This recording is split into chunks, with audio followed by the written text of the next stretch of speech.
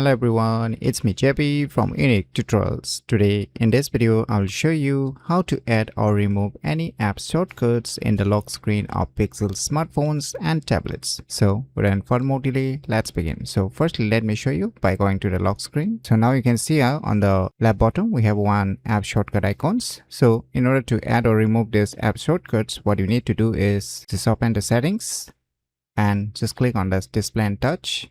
And just click on this lock screen, and now you'll see here shortcuts option. Just tap on it. Now at the bottom we can see here left shortcut and right shortcut, and on the above you can see the preview. So under the left shortcut we have already one app shortcut. Say you can see here home app shortcut is being already added. So if you want to remove it, just select this none. And now you can see under the preview the app shortcut will get removed. So if you want to remove, then you can remove, or if you want to add the other app shortcut like torch, that is the flashlight, then you can add it. And if you want to add the another app shortcut on the right side, then you can just select the respective option which you want to select, say camera. So you can see the preview. So once you're done with your selections, just click on this apply.